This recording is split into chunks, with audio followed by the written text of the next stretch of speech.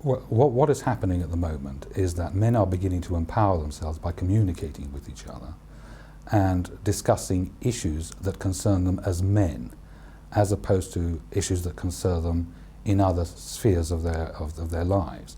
Men in the past have tended to discuss issues which do not relate to themselves in terms of themselves as men. They will talk about the economy, they'll talk about the war on drugs, the war in Iraq, they'll talk about everything under the sun except themselves.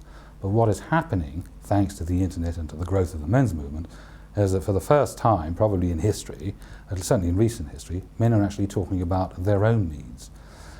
What we are accustomed to in the Western world is women looking at issues, at all issues which affect them as women, rather than as individuals or as people. Men have failed to do this. And so, for example, if you look at the newspapers, if you look at the way matters are discussed, you will very often find women journalists, women authors, writing about subjects, about issues that concern them as women. You never see men writing about those issues in the same way. But that's now beginning to change.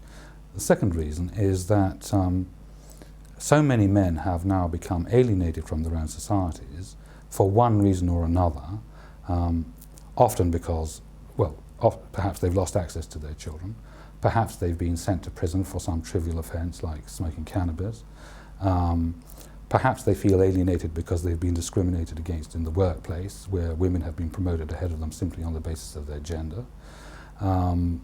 They've been demonised for 30 years, and it's still the case that, for example, when men are hurt in any way, their suffering isn't taken seriously, and so we will still laugh at bobbit jokes, which I think shows us just how hated at a very deep level are men, and there's no doubt in my mind that feminism has had a great deal to do with it. And when men wake up to how they have been demonised by the feminist movement, and they understand how this has been achieved, they will fight back. And that's what's happening now.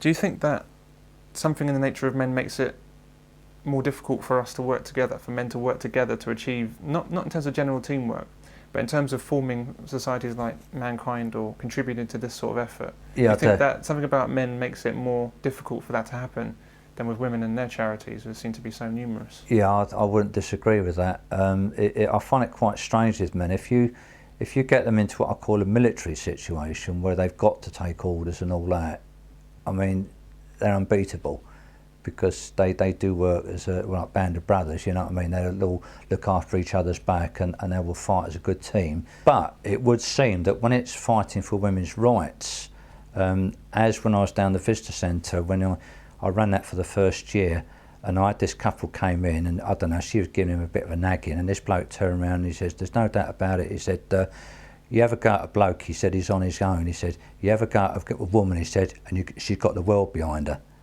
Why do you think men don't see themselves, or haven't up until recently seen themselves as men? They'll see themselves as Muslims or as a part of a religious group or a colour or a race, but never as men themselves. Because they're not allowed to talk about it.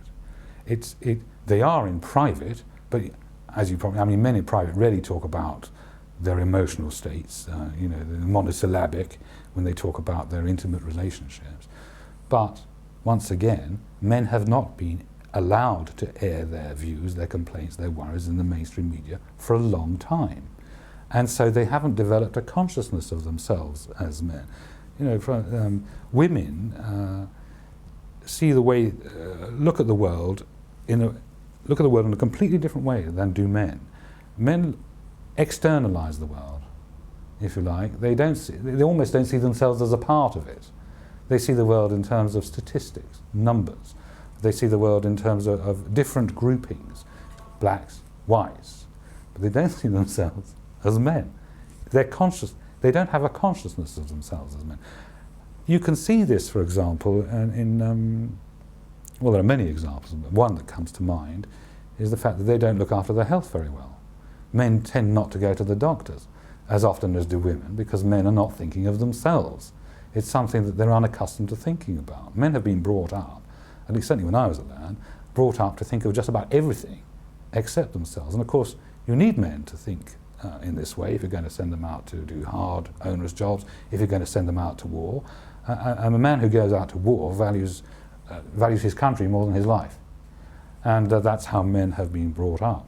And women also do very well in making men forget that they are also human beings.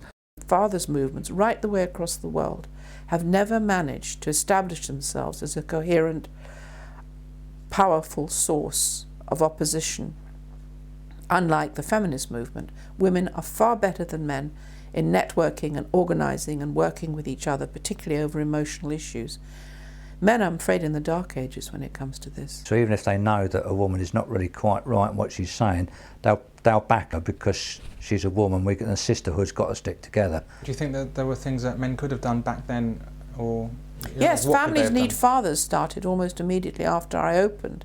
And in fact, it was because of Families Need Fathers and men coming to me who were brutalised that I opened a house for men in North London. I think this is very relevant to what we're talking about, because I got the GLC in those days to give me a lovely big house in North London to make provision for men coming in with their children. And I couldn't get any funding from anyone. And the tragedy was that the men, the wealthy men who were willing to put their hands in their pockets to help me with my mothers and children and my refuge in Chiswick, completely ignored and would not cooperate anything to do with men. Men will not help other men. Do you have any idea why that is? Is there any easy answer? I think it's built into the male psyche. Somehow, what is seen or perceived as a weak man, in quotes, who can't take care of himself or take care of his relationship, is a disgrace, and it's almost like it might be catching.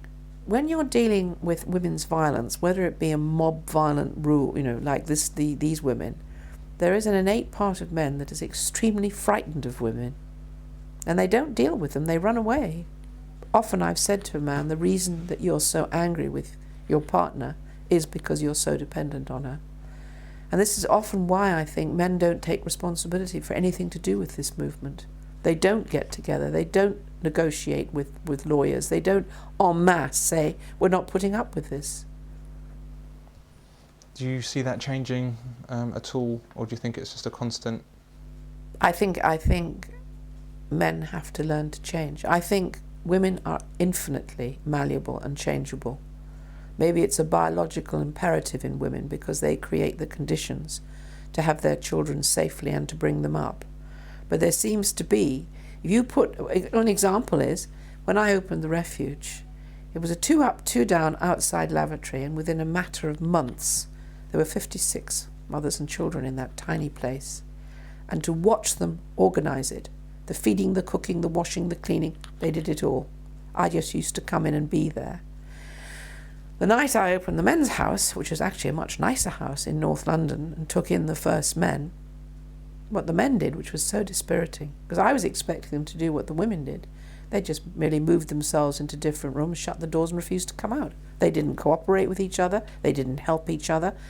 The only thing they were willing to do was to pick up the phone if it rang so they could give advice. But when it comes to men's groups, unless we was able to form them into a new model army, I think it's very difficult because a lot of them seem to want to do their own thing and work as individuals rather than work as a team. And until men start to work as a team, we're not going to get anywhere. We've got to work as teams. First of all, we've got to start to talk to men about taking responsibility for the future of their lives in relationships.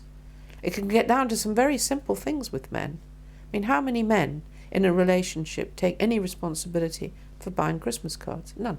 They let their wives do it, or their partners do it. Buying presents, they let their wives and their partners do it.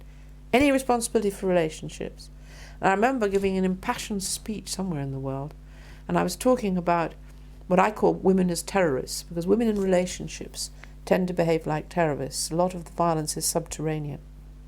And I walked out afterwards, and I'd said impassionately to the men who were there, why is it that you let this happen? I remember this man coming up to me and he said, you'll never understand the nookie principle. I said, what do you mean?